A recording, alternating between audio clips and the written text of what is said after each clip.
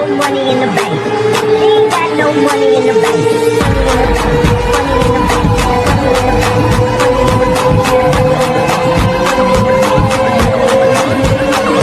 bank.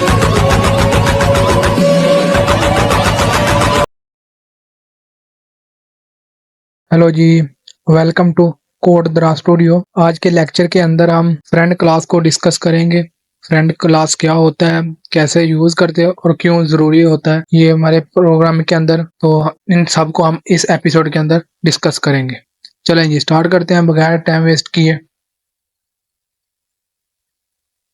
सबसे पहले हम देखते हैं what is the friend class in OOP के फ्रेंड क्लास क्यों क्या है ओप के अंदर। जब भी हम डाटा हाइडिंग या डाटा प्रोटेक्शन की बात करते हैं तो प्रोग्रामिंग के अंदर ऑब्जेक्ट ओरिएंटेड को डिस्कस किया जाता है, क्योंकि जब भी आपने अपने डाटा को प्रोटेक्ट करना है एक्सटर्नल फैक्टर से तो आपको ऑब्जेक्ट ओरिएंटेड की जरूरत पड़ती है। और ऑब्जेक्ट ओरिएंटेड के अंदर आपको डिफरेंट तरह के कॉन्सेप्ट यूज करने पड़ते हैं।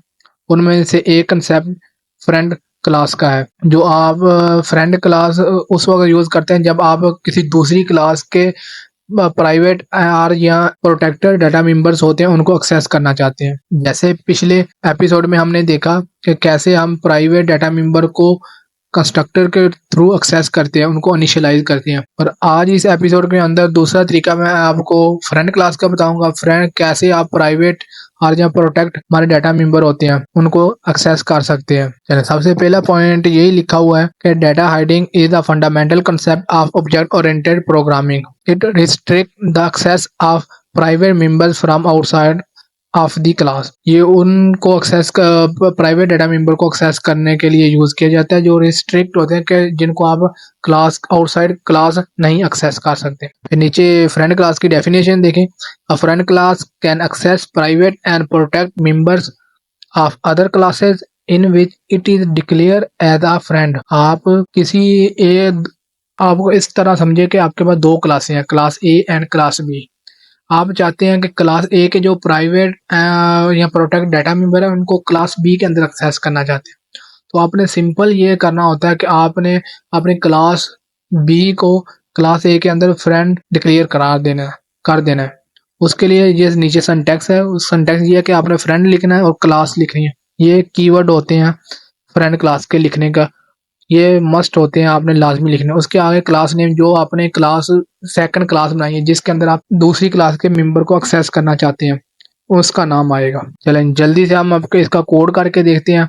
अब जल्दी से हम टेक्स्ट कोड एडिटर पे चले जाते हैं, यहाँ पे मैं आपको कोड करके दिखाऊंगा। हमारा कोड एडिटर, इसके अंदर मैं आपको कोड करके दिखाता हूँ फ्रेंड क्लास का। फिर मैं आपको एक्सप्लेन करूंगा लाइन बाय लाइन कि कैसे मैंने ये कोड लिखा और कैसे ये फ्रेंड क्लास को हम फ्रेंड क्लास के थ्रू किसी दूसरी क्लास के डाटा मेंबर को एक्सेस कर रहे हैं। चलें स्टार्ट करते हैं।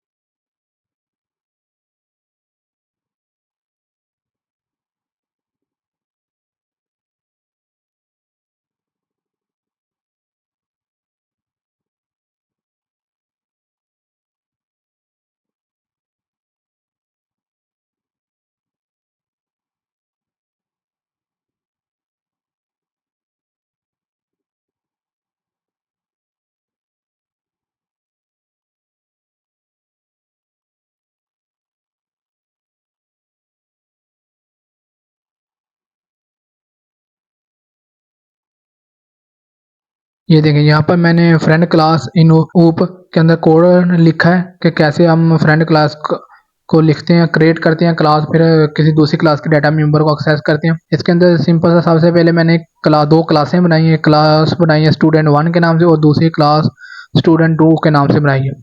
میں چاہتا ہوں اسٹوڈنٹ 2 کی جو کلاس ہے وہ اسٹوڈنٹ 1 کلاس کے جو ڈیٹا ممبر ہیں نا، پرائیویٹ اینڈ پروٹیکٹ، ان کو ایکسیس کرنا چاہتا ہوں، ان کو ڈسپلے کرنا چاہتا ہوں کلاس اسٹوڈنٹ 2 کے تھرو۔ اس میں میں نے ایسے کیا کہ سب سے پرائیویٹ کے اندر میں نے اسٹوڈنٹ کا رول نمبر اینڈ نیم کو ڈکلیئر کیا ہوا، پھر میں نے پروٹیکٹ کے اندر اس کا CGPA کو ڈکلیئر کیا ہوا۔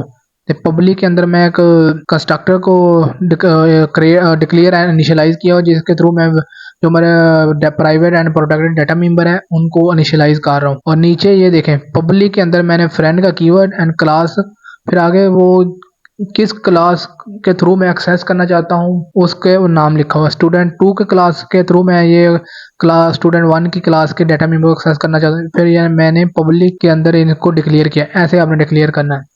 اب اور بھی اسٹوڈنٹ 2 ہے، اسٹوڈنٹ 3 کی جتنی مرضی کلاسیں فرینڈ کلاس سے بنائیں ان کو یہاں پہ ڈکلیئر کرے، آپ ان سب کلاسز کو کے تھرو ان کے ڈیٹا ممبر کو ایکسیس کر سکتے ہیں۔ پھر میں نے مین فنکشن میں آئے، مین فنکشن کا اسٹوڈنٹ 1 اس کا آبجیکٹ کریٹ کیا، پھر میں نے یہاں سے پیرامیٹر آرگومنٹ پاس کیے ہوئے ہیں، پھر میں نے اسٹوڈنٹ 2 جو میری کلاس 2 ہے اس کا آبجیکٹ کریٹ کیا اور اس کے کلاس 2 کے اندر میں نے ایک ڈسپلے کا فنکشن ڈکلیئر کیا ہوا ہے، اس کو میں ایکسیس کرنا چاہتا ہوں یہاں سے۔ تو یہاں پر دیکھیں میں نے آرگومنٹ جو پاس کیا ہوا ہے آبجیکٹ کلاس 1 فرسٹ کلاس کے آبجیکٹ کو پاس کیا ہوا ہے، اور یہاں پہ جب میں نے یہاں پہ جو پبلک کے اندر اس فنکشن کو انیشلائز کیا ہوا ہے تو یہاں پر دیکھیں میں نے کلاس پھر آگے ریفرنس کریٹ کیا ہوا ہے، میں نے جو آبجیکٹ وہاں پاس کیا ہے پھر یہاں پہ آ کے میں اس کا ریفرنس کریٹ کر رہا ہوں۔ ریفرنس کے پھر میں یہاں پہ اس ریفرنس کے تو جو ہماری فرسٹ کلاس ہے جس کے ڈیٹا ممبر ہے پرائیویٹ یا پروٹیکٹ اس کو ایکسیس کر رہا ہوں، ٹی ڈاٹ اس بھی جو بھی ہمارے ڈیٹا ممبر کا نیم ہے ان کو ایکسیس کر رہا ہوں۔ اس کو ایگزیکیوٹ کر کے دیکھتے ہیں کیا آؤٹ پٹ آتی ہے۔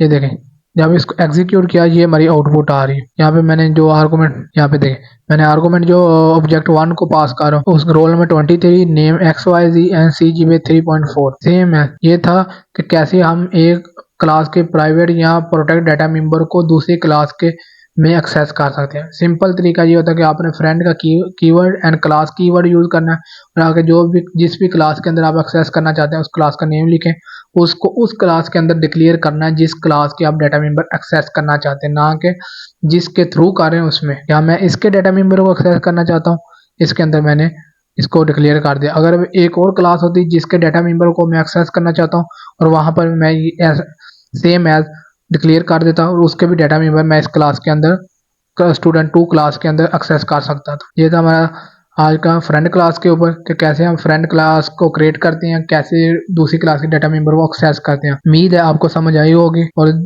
جس کو کوئی بھی ایرر یا پرابلم آ رہی ہے وہ ہمیں کمنٹس میں پوچھ سکتا ہے، ہم اس کے آنسر کریں گے۔ اس کی جو بھی پرابلم ہوگی یا کوئی بھی آنسر ہوگا اور کوشچن ہوگا اس کا ہم ضرور آنسر کریں گے۔ ہمارا مقصد یہ ہے کہ آپ کو پروگرامنگ کے جدید ایڈوانس ٹیکنیکس سکھائی جائیں تاکہ آپ فیوچر میں ارننگ کر سکیں، فری لانسنگ کر سکیں۔ چلیں جی، thank you, best of look.